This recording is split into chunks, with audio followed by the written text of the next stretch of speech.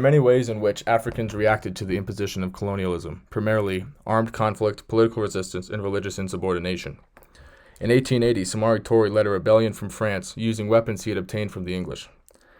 This long drawn-out conflict took almost 20 years until the French finally claimed victory in 1898. The First and Second Chimurenga conflicts of 1896 saw the Ndebele rebel against the British.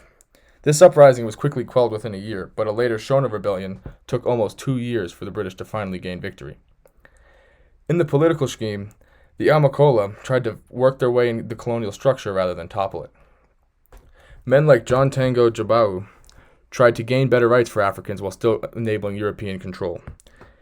He formed political alliances with men like James Rose Innes, who were sympathetic to the African cause, in an attempt to gain better favor and rights for Africans under colonial powers.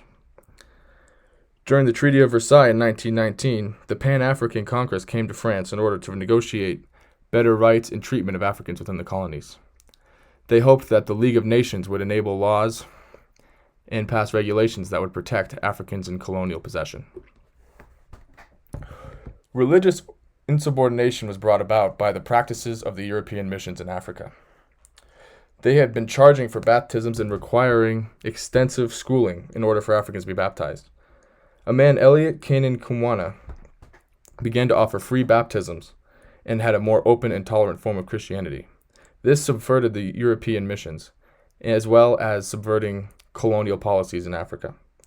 A later 1917 Zambia Watchtower movement rebelled against the British powers and eventually gained themselves a colony known as New Jerusalem on a hilltop in their own independent commune.